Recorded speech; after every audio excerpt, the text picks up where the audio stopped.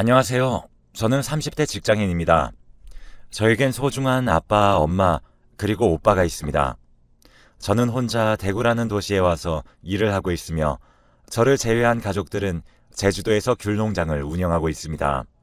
정확히는 아빠와 엄마가 귤농장 일을 맡아서 하고 계시고 오빠는 자그맣게 제주도 관광객들을 위한 숙소를 운영하는 일을 하고 있습니다. 하지만 귤농장도 숙소 운영도 바쁜 시기와 어려운 시기로 나뉘는 편입니다. 보통 어려운 시기에는 제가 직장에서 번 돈으로 도움을 드리는 편이고 농장과 숙소 운영이 바쁘고 수입이 많은 시기에는 제가 가끔씩 도움을 받기도 하는 편입니다. 저는 평범한 회사에서 웹 디자이너로 근무하고 있는데 시기에 따라 조금씩은 다르지만 재택근무도 가능한 일을 프리랜서처럼 하고 있습니다. 대구에서 자취를 오래 하다 보니까 날이 갈수록 체중이 감소했고 어느 날은 너무 야윈 제 모습에 놀라 병원에 간 적이 있습니다. 별다른 이상은 없지만 영양소를 고루 섭취해가며 건강관리를 해야겠다는 말씀에 큰 자극을 받고 자기관리를 열심히 하기로 마음먹었습니다. 그때 이후로 밥을 잘 챙겨 먹게 됐고 부모님으로부터 요리 재료를 받기도 했으며 평생 물리도록 먹었기 때문에 쳐다도 안 보던 귤도 다시 먹기 시작했어요. 직접 밥을 챙겨 먹기 시작하면서 집과의 교류가 갈수록 늘어났고 재택근무의 비중도 점점 커지자 저는 대구 자취 라이프를 정리하고 제주도로 넘어가는 게 어떨까라는 생각도 들었습니다.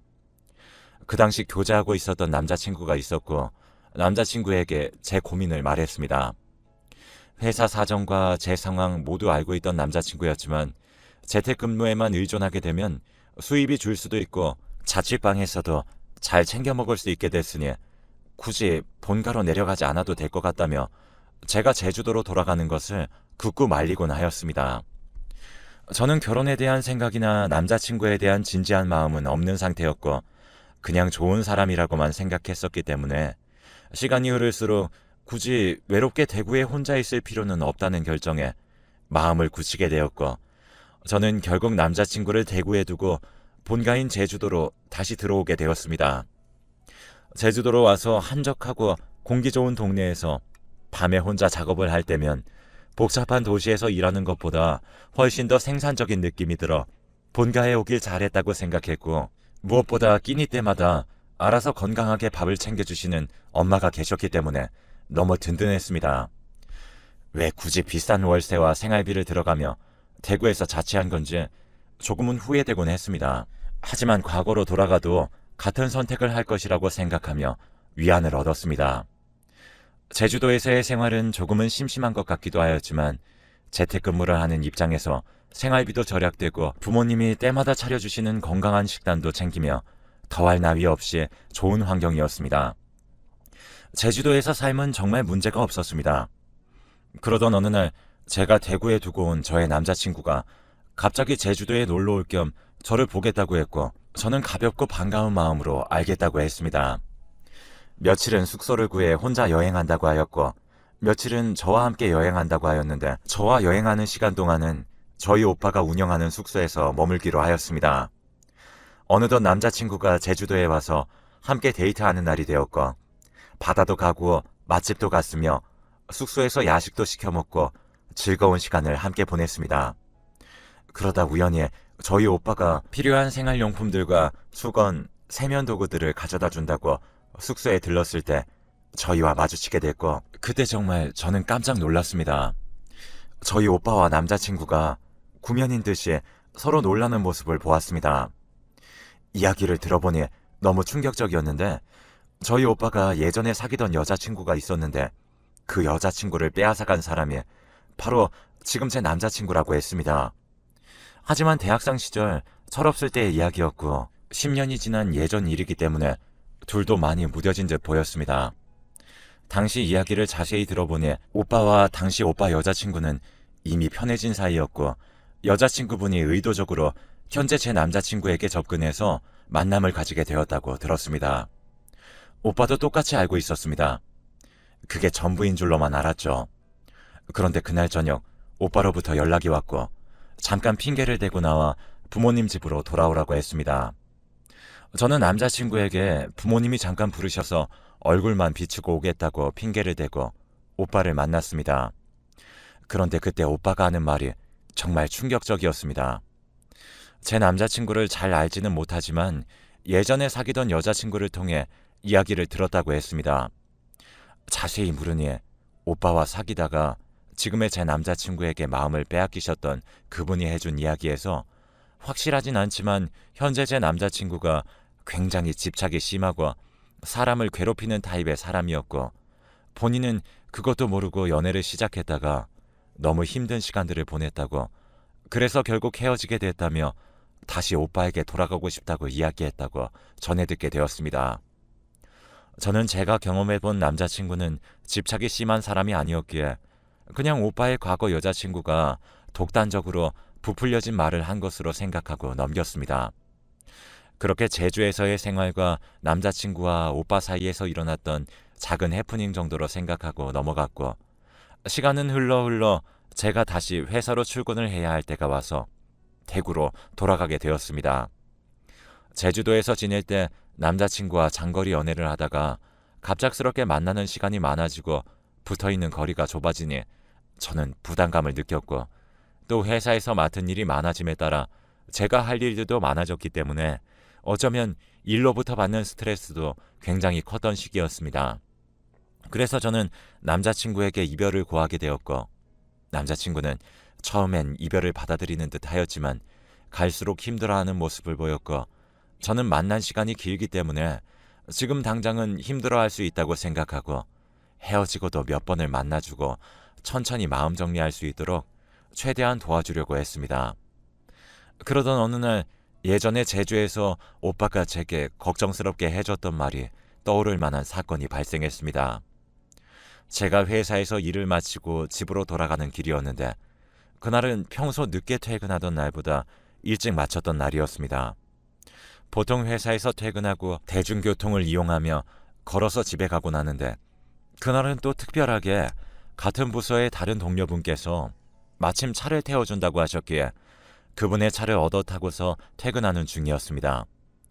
제가 자취하고 있는 빌라 골목에 들어섰고 제가 살고 있는 빌라에서 어떤 한 남자가 계속 주차장 쪽 CCTV를 만지작거리는 장면을 보았습니다. 조금 더 가까이 가자 저는 그 사람이 제 전 남자친구라는 사실을 깨닫게 되었습니다. 도대체 왜 CCTV를 만지작거린 건지 알 수 없는 마음이 들었고 갑자기 무서워져서 동료분께 죄송하지만 집이 아니라 다른 곳에서 내리겠다고 했고, 저는 그날 집에 들어가지 않고 친구네 집에서 잠들었습니다. 그리고 무서운 느낌이 들어 바로 오빠에게 이 사실을 말했습니다. 그러자 오빠는 제게 집으로 당분간 절대 가지 말라고 이야기했고 제주로 돌아와 지내라고 했습니다. 저는 이렇게까지 예민한 일은 아닌 것 같아 괜찮다고 했지만 오빠는 느낌이 안 좋다며 조심해서 나쁠 것 없다고 하며 완강하게 저를 데리러 오겠다고 했습니다.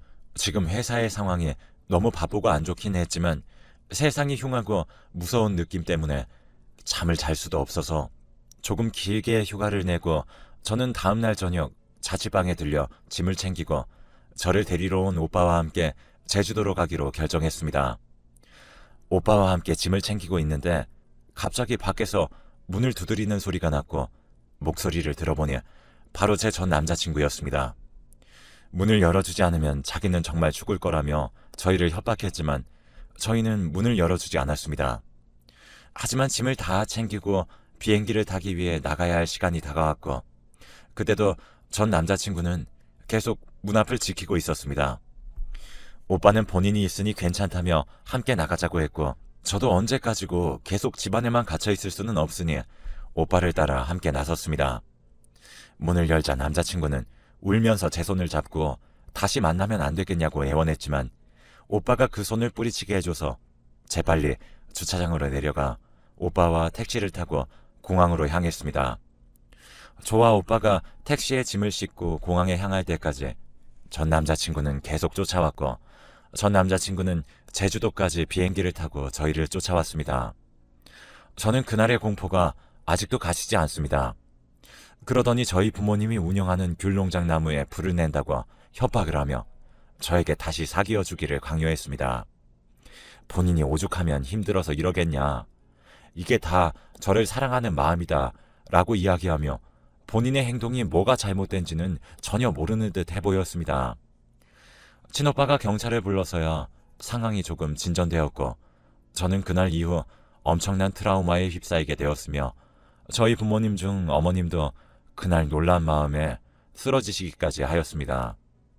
그 남자 덕분에 사람을 잘 만나야 한다는 게 무슨 말인지 절실히 깨달았었고 저희 오빠도 내색은 안 했지만 전 여자친구와 저로 인해 그 전 남친의 위험함을 확인하니 꽤나 충격을 받은 상황이었습니다.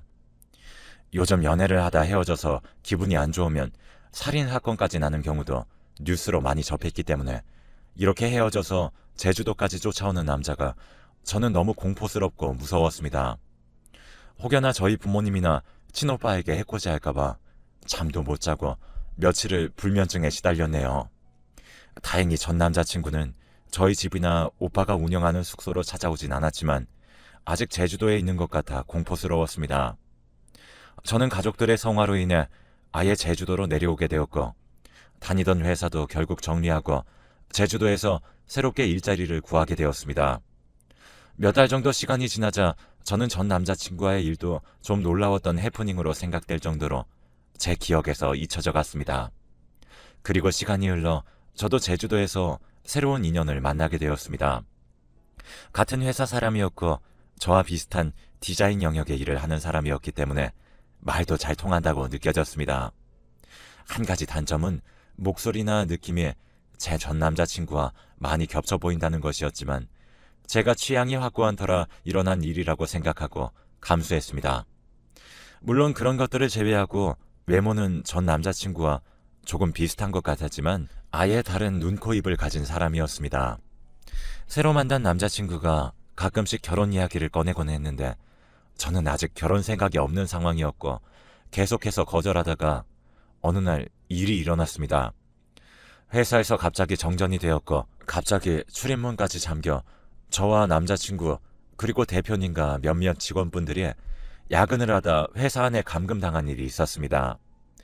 정전이 되어 정말 아무것도 보이지 않았고 제가 폐쇄공포증이 조금 있고 어두운 공간을 별로 좋아하지 않았던 터라 너무 괴로워했는데 그 시간이 길어져서 호흡곤란까지 겪게 되었습니다. 그때 남자친구는 정말 침착하게 정전 사태를 해결해 주었고 또다시 구급대를 불러 제가 진정하고 회복할 수 있게 큰 도움을 주었습니다. 글로 풀어내니 별일 아닌 것 같다고 느껴지는데 그 당시 제가 그 상황에서 느꼈던 공포감은 너무 커서 정전 사태를 해결해주고 저를 구해준 남자친구에 대한 감동이 너무 고마웠고 컸기 때문에 저도 점점 마음을 열고 남자친구와의 결혼을 고민해보게 되었습니다. 그러자 남자친구는 너무 기뻐했습니다. 그러던 어느 날 저희 부모님의 농사가 성공적으로 잘 마무리된 것을 기념하며 저희 가족끼리 바베큐 파티를 하게 되었고 결혼 이야기를 서로 주고받던 중이라 새로 만난 남자친구를 저희 집 식사 자리에 초대하게 되었습니다. 소소했지만 고기와 해산물들을 구워 먹으며 행복한 시간을 보냈고 부모님과 오빠도 새로 사귄 남자친구를 제법 마음에 들어 하시는 눈치였기에 분위기도 나름 좋았습니다. 그러다가 다들 술이 조금 취해서 부모님은 먼저 주무시러 가시고 저와 오빠 그리고 결혼을 이야기 중인 제 남자친구 이렇게 셋만 남게 되었습니다. 밤이 되니 바베큐장은 조금 쌀쌀하게 느껴져서 집안에서 술을 조금 더 마시기로 하고 부모님 집은 부모님이 주무시고 계셔서 곤란할 것 같으니 저희 오빠가 운영하는 숙소가 마침 비어서 거기서 마시기로 결정했습니다. 저희 셋 다 모두 술을 먹은 상황이었기 때문에 택시를 타고 이동했습니다. 숙소에 도착해서 오빠가 택시 비용을 결제하는데 저와 남자친구는 먼저 숙소로 들어가려고 했습니다. 저는 숙소 비밀번호를 까먹어서 오빠를 기다리려고 했는데 그 순간 제 남자친구가 비밀번호를 누르며 숙소 안으로 들어가자고 했습니다. 저는 남자친구가 오빠 숙소 대문 비밀번호를 왜 알고 있는 건지 너무 놀라웠고 오빠가 들어오고 술자리를 마련하자마자 바로 물어보았습니다. 오빠가 언제 대문 비밀번호를 알려줬냐며 제 남자친구가 왜 숙소 비밀번호를 알고 있는지 물어봤습니다. 그러자 남자친구는 엄청 당황해하며 대답하지 못했고 남자친구는 식은땀을 흘리며 더워했고 안절부절하지 못했으며 조금 흥분하는 듯 하기도 했습니다. 바로 그때 오빠가 제 남자친구 뺨을 때렸고 너 그 새끼지? 라며 멱살을 잡았습니다. 오빠는 제가 새로 만난 남자친구가 제가 예전에 사귀었던, 그러니까 오빠의 전 여자친구와 사귀었던 사람이라고 의심한 것이었습니다. 저는 절대 그럴 일이 없다고 생각했기 때문에 오빠를 뜯어 말렸고 이미 오빠에게 맞은 제 남자친구가 마냥 안쓰러웠습니다. 그 자리에서 오빠는 제 남자친구 주머니에서 지갑을 꺼냈고 지갑 속에서 주민등록증을 찾아 이름과 사진을 봤는데 이름과 사진이 제가 알던 제 전 남자친구의 이름과 동일했습니다. 상황을 알고 보니 제 전 남자친구는 저희 오빠의 전 여자친구를 잊지 못해 복수심으로 오빠의 동생인 저에게 접근한 것이었고 그러다가 저에게 마음을 빼앗겨 저를 사랑하게 된 것이었습니다. 저와 이별을 하고 너무 고통스러운 마음에 다시 저에게 접근하고자 얼굴 성형과 성대 수술을 했던 것이었습니다. 그래서 얼굴은 다른 사람이 되었고 목소리도 변해버려서 제가 알아채지 못했던 것이었죠. 이름과 주민번호까지는 미처 바꾸지 못한 상황에서 한순간의 실수로 저와 오빠에게 들켜버린 것이었습니다. 술을 많이 마셔서 몰랐어야 하는 대문 비밀번호를 자연스럽게 누르면서 문을 여는 행동과 숨기지 못했던 당황하는 특유의 표정과 평소 목소리 등 과거 남친의 일부의 모습들이 떠오르며 너무 소름이 돋았고 이렇게까지 해서 저와 결혼하려고 하는 그 사람의 심리를 도무지 이해할 수 없었습니다. 저는 이건 저희 가족선에서 해결할 문제가 아니라고 생각했기 때문에 경찰에 신고했습니다. 직접적인 피해를 받은 일은 없었기 때문에 전 남자친구를 처벌할 수는 없는 상황이었습니다. 그리고 이 남자한테 어떻게 벗어나야 할지 무서운 마음이 가장 컸습니다. 무엇보다 이번엔 오빠가 큰 충격을 받았습니다. 오빠는 농장을 정리하고 제주도에서 이사를 하자고 주장했고 부모님도 이 상황의 심각성을 인지하시고 그렇게 하자고 말씀하셨습니다. 성형까지 하고 저에게 다시 접근했던 그 사람은 저희 가족이 이사하기 전까지 거의 10번을 넘게 매주 2-3번씩 저희 집으로 찾아와 저희를 고통스럽게 했습니다. 결국 이사를 할 수밖에 없는 상황이기도 했습니다. 저는 벗어난 줄 알았는데 이렇게 되니 이제 남자는 다시 못 만날 것 같은 트라우마가 생겼습니다. 물론 친오빠도 마찬가지였습니다. 전 여자친구와 잘못 엮여서 동생인 저까지 마음고생한다고 미안해했고 저희는 서울로 이사를 가서 이사한 곳에서 가족끼리 사업을 시작했으며 이를 통해 만나게 된 사람들에게도 마음을 잘 내주지 않고 살아가게 되었습니다. 저희 가족이 이사한 곳에서 새롭게 시작한 사업은 못난 귤과 한라봉, 천혜향 등을 활용해서 청을 담그고 그것을 판매하는 일이었습니다. 부모님이 상품을 만드시고 완성시키시면 저희 오빠와 제가 그것을 판매하고 납품시키는 역할을 맡았었습니다. SNS나 블로그를 통해서 홍보를 하면 효과가 컸기 때문에 저희가 직접 청을 홍보하는 글을 올리기도 했습니다. 그러던 어느 날 익숙한 이름으로 연락이 왔고 청을 주문하고 싶다고 하였습니다. 이름과 번호 모두 제 전 남자친구와는 달랐지만 휴대폰 번호 끝 4자리가 같았고 저희는 이상함을 감지한 나머지 다른 폰을 빌려 번호를 저장해 보았습니다. 아니나 다를까 카카오톡에 뜨는 사진은 제 전 남자친구가 맞았습니다. 끈질기게 이렇게 접근하는 방법이 무엇인지 놀라웠고 또 마주치게 될까봐 두려웠습니다. 그래서 번호도 바꾸고 가족들 번호도 바꾸게 했으며 집 비밀번호도 바꾸었습니다. 그리고 마지막 수단으로 저희 가족은 이민까지 하게 되었습니다.